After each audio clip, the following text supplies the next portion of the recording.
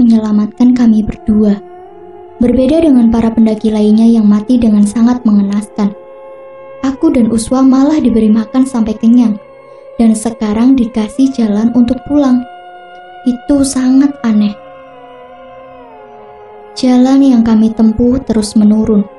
Tidak satupun pendaki yang kami temui. Jalan setapak itu sepi. Padahal, kata Ricky, orang-orang lebih suka mendaki di malam hari ketimbang siang. Aku curiga kalau akses gunung ini sudah ditutup. Uswa berhenti. Ia memegang lutut. Tampak sangat kelelahan. Dari tadi kami memang berlari kecil agar cepat tiba di perkampungan warga. Aku rasa perjalanan ini masih jauh. Kami bahkan belum sampai di perkebunan pisang warga. Biar gue yang bawa tas lo. Aku membawa tasnya. Kami kembali melanjutkan perjalanan. Namun, kali ini tidak berlari. Aku kasihan pada Uswa yang seolah tidak sanggup lagi untuk berjalan. Tidak lama berselang, akhirnya kami tiba di perkebunan warga. Kulihat banyak sekali kawanan babi yang menyerang kebun itu. Kami tidak mau mengambil resiko dan membiarkan kawanan babi itu merusak kebun pisang. Semakin lama, akhirnya aku melihat gemerlap cahaya lampu dari rumah-rumah warga. Kami berdua sangat senang sampai meneteskan air mata. Aku tidak menyangka kalau aku bisa bertahan hidup selama berhari-hari di gunung ini. Sekitar jam 3 dini hari, kami akhirnya tiba di parkiran motor. Kudapati masih banyak motor yang terparkir di sana. Tapi anehnya, pos itu sepi. Tidak ada satu orang pun yang berjaga di sana. Segera aku keluarkan motorku dari parkiran, lalu pergi dari pos itu. Saat tiba di perbatasan kampung, kami dicegat oleh 3 orang lelaki berbadan kurus tinggi. Aku kira mereka sedang ronda, tapi ternyata bukan. Mereka sengaja menutup akses jalan itu. Kami disuruh turun dari motor. "Pendaki ya?" tanya salah satu dari mereka. "Iya Pak, teman-teman kami tewas, hanya kami yang selamat," kataku dengan hati-hati. "Namamu tuh bagus," tanyanya lagi. "Iya Pak, saya Tubagus Asrori." "Dan kamu Ratu?" "Iya, saya Ratu Uswa Hasanah," jawab Uswa. Suaranya parau. Dia sudah sangat kelelahan. Mereka mengangguk-ngangguk. Aku tidak mengerti apa maksudnya. "Boleh kami pergi, Pak?" tanyaku. Aku sudah tidak tega melihat Uswa yang semakin kelelahan. "Tunggu dulu, mari ikut kami." Lelaki yang mengenakan peci hitam menarik tanganku. "Kemana, Pak?" "Menghadap tetua kampung ini." "Untuk apa, Pak?" tanya Uswa. "Kalian harus dibersihkan dulu sebelum pulang. Di gunung banyak dedemit. Kami hanya ingin membantu kalian." Lelaki itu memaksa. "Kami tidak merasa perlu dibersihkan, Pak. Kami harus pulang sekarang." Aku merogoh kembali kunci motor. Kulihat salah satu dari mereka menyentuh golok yang diikatkan pada pinggang. Uswa berhus. Ia menyuruhku untuk menuruti saja kemauan mereka. "Kalian jangan khawatir, di rumah tetua ada 3 pendaki lainnya yang selamat. Kami tidak ada niatan jahat dan hanya mau membantu kalian," ujar lelaki itu lalu menyalakan rokok kreteknya. Kami dibawa ke sebuah rumah panggung. Di dalam rumah itu ada 3 orang pendaki yang kondisinya semrawut. Wajah mereka tampak sangat kelelahan. Jaketnya penuh noda lumpur. Mereka berdiri dari 2 orang perempuan dan 1 orang lelaki. "Masih ada yang selamat. Silahkan duduklah." Seorang kakek berbadan kurus kering dan rambutnya sudah putih semua menyambut kedatangan kami. Tidak ada kursi di ruang tamu. Kami duduk di atas tikar pandan. "Seperti yang sudah kukatakan tadi, kalau kalian adalah orang-orang yang beruntung bisa selamat dari gunung itu. Aku mengerutkan dahi sambil menatap kakek itu. Nama kalian Tubagus dan Ratu. Itu adalah nama dari keturunan Kesultanan Banten. Jadi Dedemi tidak akan berani menyakiti kalian. Tapi tetap kalian harus dibersihkan. Takutnya ada saja jin yang menempel di tubuh kalian. Kakek itu berbicara sambil tersenyum ramah. Aku mengangguk paham. Pantas saja, saat di keraton kami disuruh berziarah pada Sultan Maulana Hasanuddin.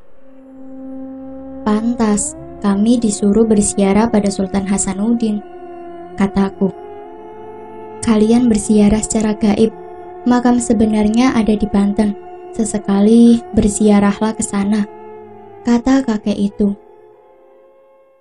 Dulu Sultan Maulana Hasanuddin pernah tinggal di Gunung Pulosari dan berhasil menebarkan ajaran Islam di sekitar pegunungan. Lanjutnya, aku tidak pernah menyangka kalau nama Tubagus yang disisipkan dengan Asrori adalah penanda bahwa aku masih ada hubungan darah dengan Kesultanan Banten. Pantas saja, nama Tubagus itu selalu ada turun-temurun di keluargaku, dari kakek, bapak, dan sekarang aku dan adik-adikku mempunyai nama berawalan Tubagus. Aku tahu, kalian semua pasti pernah masuk ke kerajaan Jin Curug Putri. Sebelum pulang ke rumah, tubuh kalian harus dibersihkan terlebih dahulu.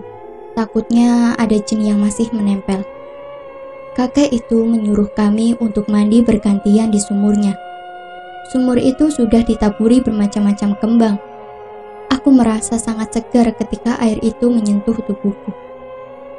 Setelah itu, satu persatu kami dibacakan doa. Semua tampak baik-baik saja, hingga tibalah giliran Uswa yang dibacakan doa. Tangan si kakek menyentuh ubun-ubun Uswa. Ia pun mengerang kesakitan. Kedua tangannya mengepal. Ia mengamuk. Tuh, masih ada jin dalam tubuhnya yang ikut pulang, kata kakek itu sambil terkekeh. Kau jangan macam-macam sama keturunan sultan. Keluar, bentak kakek itu. Uswa semakin mengamuk. Ia tertawa lalu menangis tidak karuan. Ini jin yang masih kanak-kanak. Kalau tidak dikeluarkan biasanya mengganggu pas tidur, jelas si kakek. Air disemburkan ke wajah Uswah. Ia pun lunglai lalu pingsan. Sekitar jam 7 pagi Uswah siuman. Kami diperlakukan dengan sangat baik oleh warga kampung. Banyak dari mereka yang menjenguk dan memberi kami makanan. Bahkan kami tidak diperbolehkan untuk mengendarai motor. Salah satu petugas desa mengantar kami ke rumah masing-masing, sementara motorku diangkut pakai mobil pick-up. Di hari yang sama, Gunung Pulosari longsor. Pemerintah daerah kemudian menutup secara resmi jalur pendakian ke gunung itu. Om Bobby, yang tak lain adalah omnya Mira, sangat marah padaku. Bahkan, dia membawa perkara ini ke pengadilan. Ia menganggapku lalai menjaga Mira. Untung saja aku bebas dari tuntutan karena aku termasuk korban yang ikut hilang dalam pendakian. Tidak ada bukti kuat kalau aku menyakiti bahkan membiarkan Mira celaka. Om Bobby yang keras kepala malah berniat mendaki Gunung Pulosari untuk mencari Mira. Dia tidak rela kehilangan orang yang sudah dianggapnya sebagai anak sendiri. Setelah kejadian di gunung, aku mengalami trauma. Aku sering berdiam diri di rumah. Aku tidak menyangka kalau aku masih hidup. Andai saja namaku bukan Tubagus, mungkin saja aku sudah mati di gunung itu. Tak ada kabar tentang pencarian Mira, juga para pendaki lain yang hilang. Walau tim SAR sudah berusaha, tapi sampai saat ini pencarian itu masih belum membuahkan hasil. Aku tahu kalau Mira memang masih hidup di sana. Ia berdampingan dengan jin, dan aku yakin roh Eldi dan Riki juga terperangkap di sana. Mereka mati dengan tidak tenang. Aku tidak menyangka sebuah kecerobohan kecil bisa berakibat sangat fatal. Walau aku sudah berhasil keluar dari gunung itu, tapi mimpi buruk tentang gunung itu kerap kali menghampiriku. Dalam mimpi, aku pernah bertemu dengan Mira. Dia terlihat sangat bahagia dan sudah punya 50 anak. Aku selalu membujuknya untuk pulang, tapi dia tetap tidak mau. Dalam mimpi juga aku pernah bertemu dengan Eldi. Ia menjadi budak para jin gunung.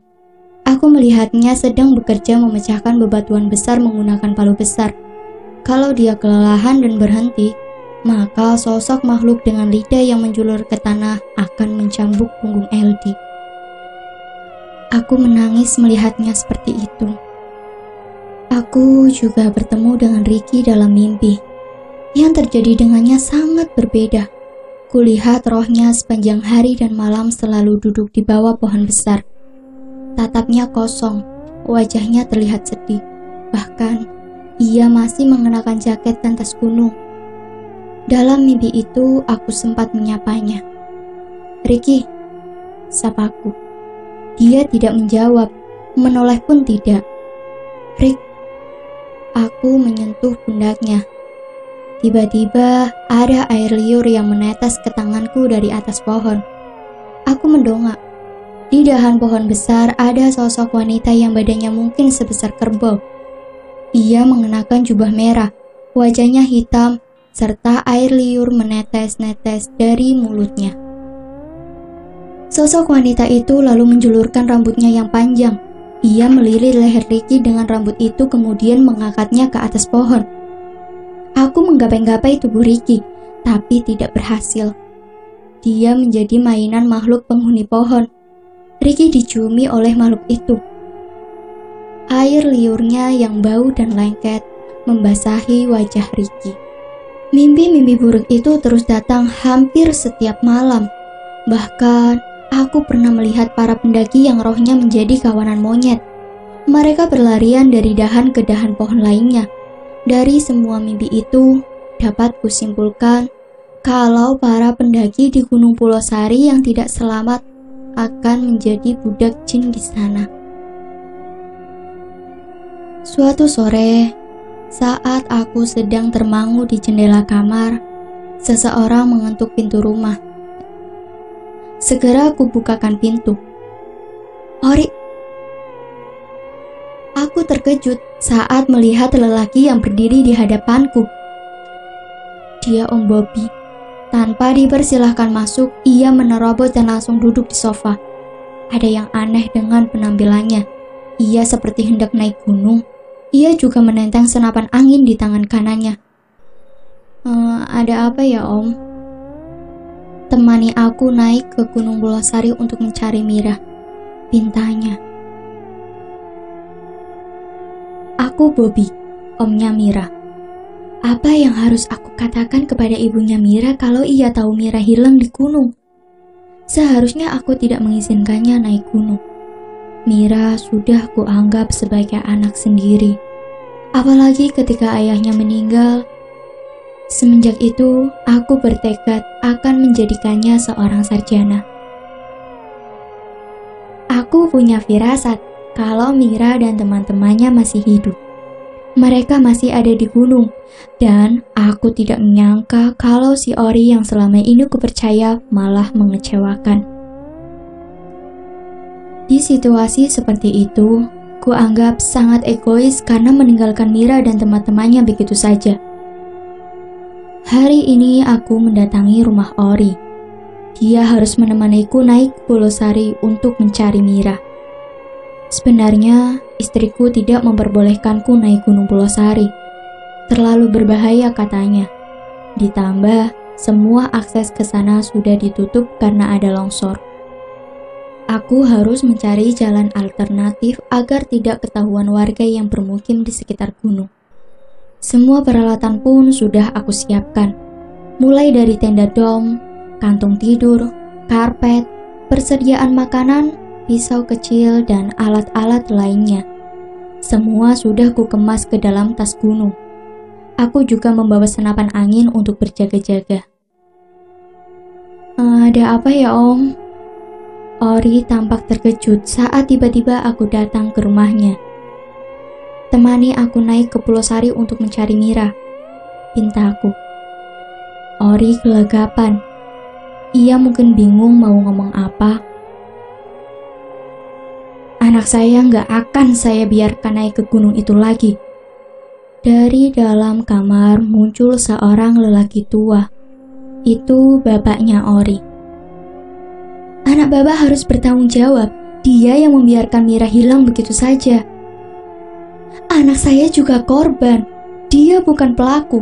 Mau sampai kapan Anda menuduh anak saya, hah? Lelaki tua itu menunjuk wajahku. Ia tampak marah. Maaf Om, aku nggak bisa naik gunung itu lagi. Mira nggak bakal bisa balik. Dia ada di alam jin, ujar Ori. Dia duduk di hadapanku. Bullshit, aku nggak percaya sama cerita fiksimu itu. Mana ada alam jin? Mira pasti masih hidup. Terserah Om, mau percaya atau enggak. Dulu aku juga seperti Om yang enggak percaya sama setan. Tunggu saja setelah Om naik gunung itu. Om pasti tidak akan meremehkan hal-hal gaib lagi. Ori meyakinkanku. Aku menarik paksa lengan Ori. Aku memaksanya menemaniku ke Pulau Sari. Bapaknya marah. Ia pergi ke dapur dan kembali dengan membawa golok. Kau bawa anakku, ku korok lehermu, ancamnya sambil mengacungkan golok. Aku menghembuskan nafas berat. Ku lepaskan genggamanku lalu menoleh ke wajah Ori yang ketakutan. Mira masih hidup dan aku akan buktikan itu, kataku di telinga Ori.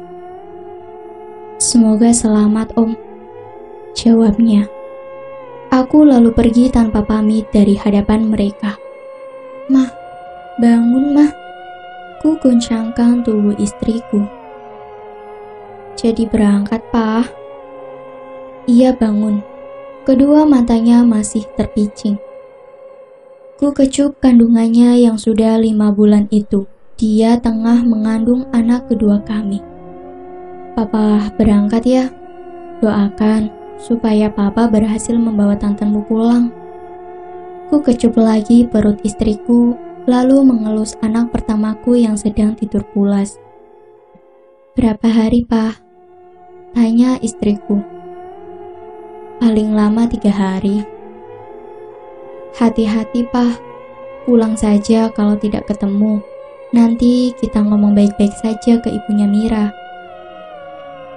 Papa yakin Mira dan teman-temannya masih hidup. Papa pasti bisa menemukan mereka. Segera kurai tas ransel dan senapan angin juga topi koboi yang langsung kukenakan. Aku berangkat dengan mengendari sepeda motor Scorpio yang sudah kumodif sedemikian rupa. Tadi siang, aku sudah mencari tahu mengenai jalur pendakian yang jauh dari pemukiman warga. Jadi tidak akan ada satupun warga yang tahu tentang pendakian ini. Setelah menempuh perjalanan selama 1 jam, akhirnya aku tiba di lokasi pendakian. Motorku gembok di bagian lubang cakramnya. Aku sengaja menempatkannya tersembunyi di semak-semak. Dari kejauhan terdengar suara burung hantu berkukuk. Itu membuat suasana menjadi mencekam. Ku arahkan cahaya senter ke jalan setapak yang sudah dirimbuni rumput. Jalan ini seperti sudah lama sekali tidak dilintasi manusia. Medan yang kutempuh pun semakin menanjak. Senter kupasangkan di moncong senapan. Aku harus siaga kalau tiba-tiba ada binatang buas yang tiba-tiba menyerang. Tak lama kemudian, aku berhenti melangkah. Terdengar suara menelisik di balik semak-semak. Suara itu diikuti dengan dengkur babi. Dengan panik, kuarahkan moncong senapan ke semak-semak itu, lalu menembaknya. Babi itu lari terbirit-birit. Om, seseorang memanggilku. Aku sangat mengenali suara itu. Ya, itu suara Mira. Suaranya menggema di langit. Mira, Mira. Aku mendongak sambil memanggil namanya. Entah dari mana datangnya, di hadapanku muncul seorang wanita cantik yang berpakaian layaknya ratu kerajaan. Dia tersenyum mengerikan ke arahku. Kulihat kakinya tidak menapak tanah. Ia melayang dan perlahan mendekat ke arahku, mematung. Beberapa kali kutembakkan senapan anginku ke arah wanita itu, tapi tidak mempan. Dia terus mendekat ke arahku. Aku semakin terdesak. Kakiku seperti kram dan tidak bisa digerakkan. Siapa kau? Tanyaku parau sebelum suaraku tercekak di pangkal tenggorokan.